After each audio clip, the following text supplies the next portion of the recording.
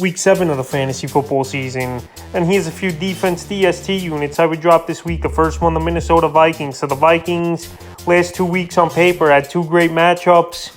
And one of them they live in and another one they didn't. So week 5 versus Chicago, 22 points allowed, 2 sacks, a fumble recovery. In week 6 of Miami, nice ball game versus Thompson and Teddy Bridgewater combination. 16 points allowed, 6 sacks, 2 interceptions, and a fumble recovery. But now they go on bye week here in week 7, and then a pretty tough matchup in week 8 versus Arizona, which is an offense that obviously can move the ball, but they don't score a lot of touchdowns this season. But anyway, with the bye week and that coming up, they were a 1-2 week use was this Viking defense, but they got the job done, whoever had them in week 6 here. But right now I would drop them later down on the line. When they got some decent matchups, you could go back and use them, but now the next couple weeks they're not usable is this Viking defense, and I would drop them this week. The next defense is the Jacksonville Jaguars. So the Jaguars got off to a great start to start the year and surprised some people in the NFL, but now the last 3 weeks here they've come back down to earth and lost 3 ball games in a row, and this defense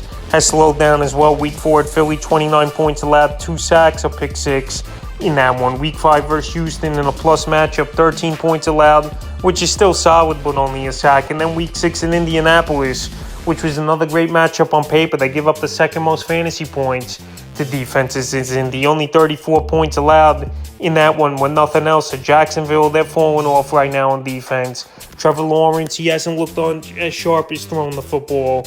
And week 7, I know it's a decent matchup versus the Giants, but I could see Saquon Barkley carving them up. We just saw Deion Jackson have a 28-point fantasy game in PPR league. So Saquon, he could get something similar like that. Giants are 5-1 coming into Jacksonville here.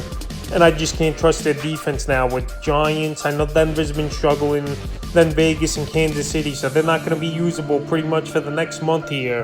And their defense I would shy away from and drop this week. In the third and final defense I would drop this week's the Cleveland Browns. So the Browns here, they've been a matchup type of D this season. And one you thought was a pretty decent matchup with Damian Harris out, even though Stevenson, I think, is better at this point, and Mac Jones out, you thought this Brown team could do something in week 6 versus New England. But the last few weeks here, this defense hasn't done anything. And week 7 is going to be a tough matchup for them at Baltimore, division rival right here. And Ravens are coming off a tough loss versus the Giants. So right here, this Cleveland team's not getting it done. I know they got some players, Clowney, Myles Garrett, who's a beast, no doubt about it, Denzel Ward. But right now, things aren't getting done here. And this Brown team's an easy drop after getting added in 20% of fantasy leagues, where they had a plus matchup on paper, but it didn't come to fruition. And the last few games, week 4 at Atlanta, 23 points allowed, a sack in it though.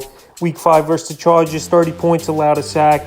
And week 6 versus New England, 38 points allowed, 2 sacks, a fumble recovery. So that's not going to get the job done. And they're an easy drop this week. So that's a few defense DST units I would drop here for week 7 of the fantasy football season.